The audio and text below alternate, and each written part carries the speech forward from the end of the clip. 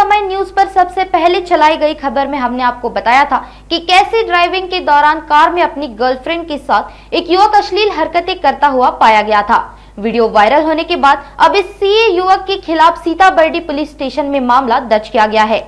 ये घटना 15 जुलाई की शाम धर्मपेट इलाके में घटी थी। आरोपी का नाम सूरज राजकुमार सोनी है। सूरज एक सीए है और उसकी प्रेमिका एक इंजीनियर है। 15 जुलाई को शाम को दोनों सीताबर्डी इलाके में गए थे। कुछ देर रेस्टोरेंट में बिताने के बाद वे दोनों कार से लॉ कॉलेज चौक से लक्ष्मी भवन चौक की ओर जा रहे थे। सूरज गाड़ी चला रहा था और उसकी गर्लफ्रेंड उसके साथ आपत्तिजनक स्थिति में बैठी थी। वो ड्राइवर की सीट पर बैठकर अश्लील हरकतें करते नजर आए। वहां से गुजर रहे वाहन चालकों की नजर अचानक उन दोनों पर पड़ी और उन्होंने सूरज का वीडियो क्लिप बना लिया। ये क्लिप मंगलवार रात सोशल मीडिया पर वायरल हो गई। इसके बाद हड़कंप मच गया। पुलिस ने कार नंबर से सूरज के पिता से संपर्क किया। इसके बाद सूरज को पुलिस थाने बुलाया गया। पुलिस ने कहा कि संबंधित वीडियो भारतीय संस्कृति के लिए अशोभनीय था, इसलिए पुलिस ने सूरज के खिलाफ भारतीय दंड संहिता बीएनएस की धारा 281, 293, 296, 225 और उपधारा 184 और मोटर वाहन अधिनियम के तहत मामला दर्ज किया है। ही सत्य माहिती आहे।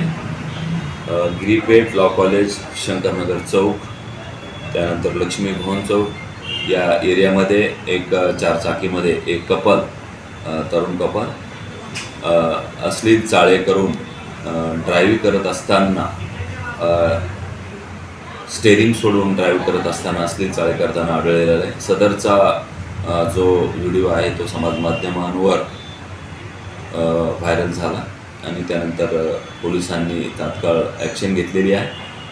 दिनांक 16/7/2024 संध्याकाळी 7 ते 7:30च्या दरम्यानची घटना आहे आणि त्यामध्ये दखल घेऊन त्यांच्या विरुद्ध म्हणजे रॅश ड्रायव्हिंग, निग्लिजन्स ड्रायव्हिंग आणि सार्वजनिक उपद्रव आणि रस्त्यावर सार्वजनिक ठिकाणी अश्लील चाळे करून गैरवर्तन करणे या सदराखाली बीएनएसचे कलम 125, 281, 293, 296, मोटर वाहन कायदा 184 आणि मुंबई पोलीस कायद्याची कलम 110, 12, 17 अन्वये कारवाई करण्यात आलेली आहे।